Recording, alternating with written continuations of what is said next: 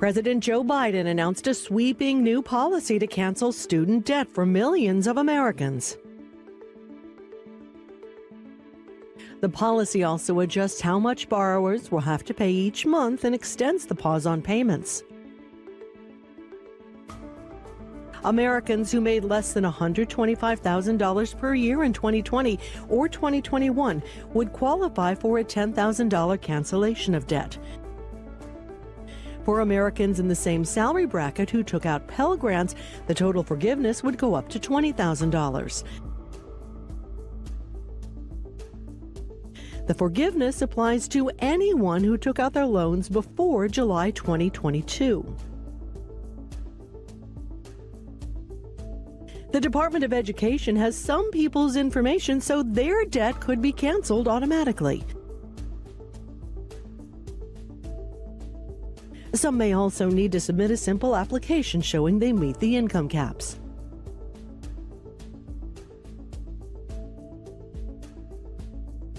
Erasing $10,000 in student loan debt will cost the government about $300 billion.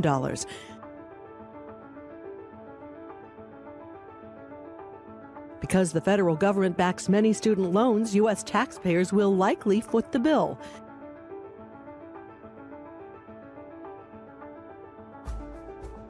Biden's new policy was just one of his vows around reforming the higher education system.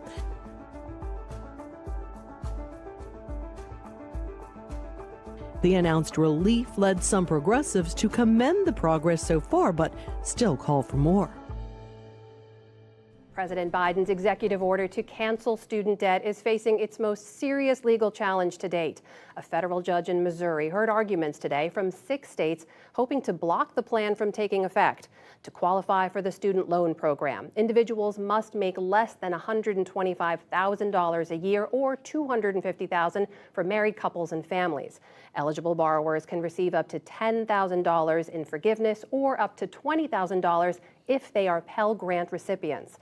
White House correspondent Laura Barone-Lopez has been following it all, and she joins me now as part of our series, Rethinking College. Laura, good to see you. Good to see you. So let's talk about this case that was heard today in Missouri. What exactly are the states arguing? So there are 6 Republican states, including Nebraska, Missouri, Arkansas, and they're arguing that the administration's debt relief program is illegal on 3 fronts. Those 3 fronts are that the administration lacks authority, that they did not follow administrative procedure, and that it harms state revenue. So today we spoke to Arkansas Attorney General Leslie Rutledge, and she really focused on whether or not the president has authority to do this and took direct aim at him.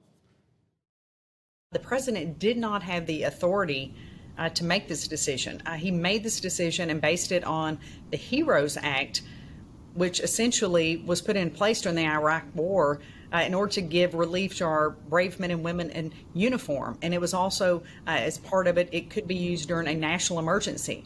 Unfortunately, President Biden forgot that he declared the pandemic over a few short weeks ago. As you heard Attorney General Rutledge there saying that she thinks the president doesn't have this authority. But what was interesting in the arguments today was that the Missouri judge, Henry Outrage, essentially really scrutinized that, saying, why is the president being sued as a part of this lawsuit, and questioning whether or not the Republican states had standing against the president versus standing against the Education Department and the Education Secretary. So a main part of their argument is the administration doesn't even have the authority to do this. What has the Biden administration been saying about this? The Biden administration is essentially saying that they were granted this authority under a 2003 higher education law, also known as the HEROES Act. And so today, Deputy Assistant Attorney General Brian Netter argued that the pandemic gives them this authority. It's crucial here that this is a statute about emergencies. It's a statute about national emergencies. And it seems hard to fathom that Congress wouldn't have understood at the time that a larger national emergency is going to prompt and necessitate a larger action by the Secretary of Education. And so essentially Netter there is saying that as the economic hardships were growing due to the COVID pandemic, so does the power of the Education Secretary Miguel Cardona. Those powers grow as well, they grow with it. And he specifically argued against this this front that the states were bringing forward, saying that this national emergency statute only applies to specific military activity. It applies to military members, service members. And Netter said, no, historically, that's not the case under this law. That, look, when you think about a hurricane, government doesn't provide relief just when the hurricane is spinning. He said that after a national emergency happens or a national disaster like that, that the government has to help people come out of that, come out of the economic hardships or the infrastructure hardships that are brought upon by national emergencies. Laura, what about the whole racial equity part of this? We heard the Biden administration message that as an underpinning to why they were rolling out this loan forgiveness plan. They said it would especially help Black borrowers. How does that factor into their argument? So the states today were saying, this is only going to provide relief to wealthy individuals, to higher income individuals. And what the administration essentially is saying back is that, well, you have to look at actually who the borrowers are for these loan programs. And for the loan forgiveness program, it would significantly impact Black borrowers. Specifically, the average debt for Black borrowers is $10,000 more than for white borrowers. Also, Pell Grant recipients are twice as likely to be Black. Now, another big piece of this is the federal family education loan borrowers, which was at first a part of the announcement when the administration said they were going to provide this big cancellation of debt. Then they ended up taking that out of the guidance, saying that these borrowers would not be given this relief. And that was a big piece of this this lawsuit, because essentially, you know, the states are arguing that they get state revenue from the companies that take on that those loans from those borrowers. Mm-hmm.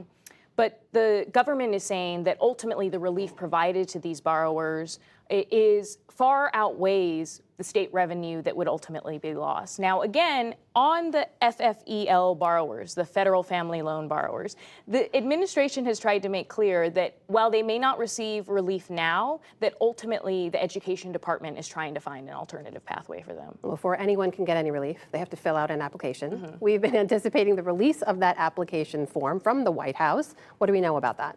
So they just issued a preview of this application form this week, the White House did, and essentially what borrowers have to do, they have to give Social Security numbers, their date of birth, their email, but they also have to click this box that certifies under penalty of perjury that they meet the income thresholds. Now, some of those borrowers will be provided